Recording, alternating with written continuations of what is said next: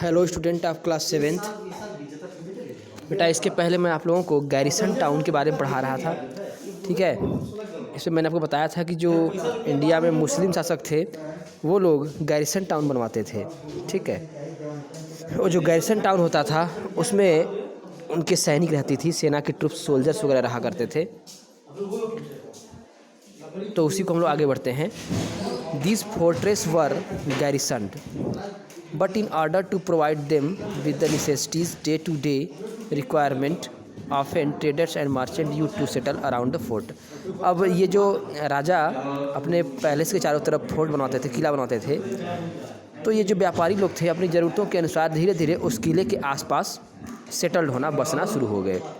Example के तौर पे समझते हैं, with its rocky mountain landscape, Kabul in present day Afghanistan became politically and numerically commercially important from the 16th century onward.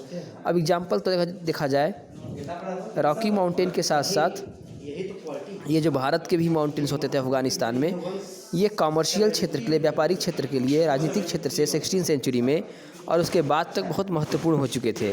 Kabul and Kandahar were strategic border outposts of the Mughal empire in the north west frontier.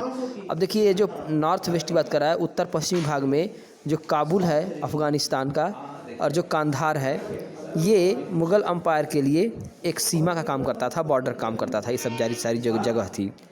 But these were also linked to the silk route through which huge volume of trade was conduct between China. लेकिन वास्तव में ये जो काबुल और कांधार का रास्ता होता था, ये जो आपके पाकिस्तान अफ़गानिस्तान से होते हुए इंडिया में आने का रास्ता था, ये एक तरह का सिल्क रूट था, ठीक है। यूरोपियन व्यापारी उसी काबुल कांधार से होते हुए इंडिया में व्यापार करने के लिए आते थे। Besides trades in horse during this period was primarily carried on through this root.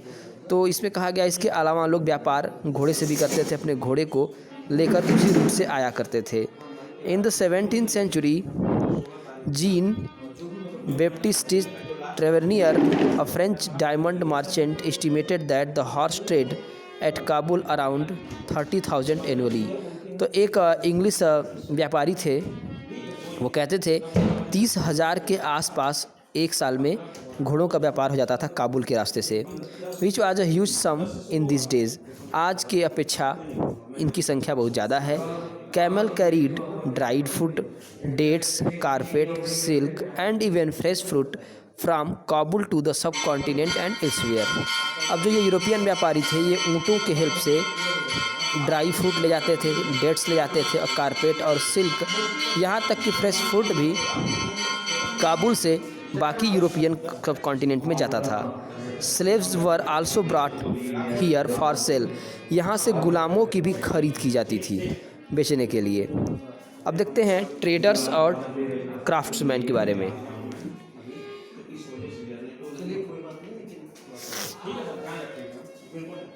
In northern India, the period between 800 to 1200 AD is considered a period of stagnation. Stagnation क्या होता है? बाधा। Stagnation and decline of town and port cities. तो Mughal dynasty के दौरान ये देखा गया कि 800 से 1200 के बीच में इनके व्यापार में बाधाएं आई, स्टेगनेशन आई, और ये जो पोर्ट थे और जो टाउन्स थे उनका व्यापार डिक्लाइन होने लगा। During this period trade between south India and the countries of south east Asia China grew. इस दौरान चाइना और साउथ एशिया का जो व्यापार था वो तेज़ी से बढ़ने लगा था। It began to revive gradually from the 10th century onward. 10th century और उसके बाद तक ये व्यापार धीरे धीरे रिवाइव होने लगा, मतलब फिर से पुनर्जीवित होने लगा था। Malwa and Gujarat benefited most from the revival of this trade. अब इस व्यापार को पुनर्जीवित करने से जो मालवा का क्षेत्र था, जो गुजरात क्षेत्र था, वहाँ का व्यापार बढ़ने लगा। Many new town such as the Champaran and Ahilwad in Gujarat can be traced back to this period. तो ऐसे बहुत सारे व्यापारिक शहरों का जन्म हुआ, जैसे चंपारण बिहार का क्षेत्र था और गुजरात का अहिलवाड़ क्षेत्र था। उसके बाद क्या हुआ कि with the improvement of communication and the establishment of sound currency system under the sultanate this was a different growth in trade in the country. अब देखिए दिल्ली सल्तनत के दौरान कम्युनिकेशन सिस्टम सुधर गया था, अच्छा हो गया, करेंसी भी इंट्रोड्यूस कर दिया गया था। इससे व्यापार में निश्चित रूप से वृद्धि होने लगी, विकास होने लगा। During the 13th to 17th century Delhi, Daulatabad, Lahore, Multan, Lakhnauti in Bengal, Anhilwad and Cambay in Gujarat remained flourishing trading centre.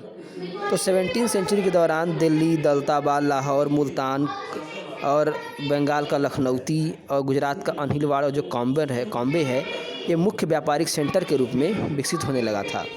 कॉम्बे was famous for the textile and for gold and silver work. जो कॉम्बे था वो गोल्ड और सिल्वर के लिए काफ़ी फेमस था। Sonargaon in Bengal was famous for raw silk and fine cotton called muslin.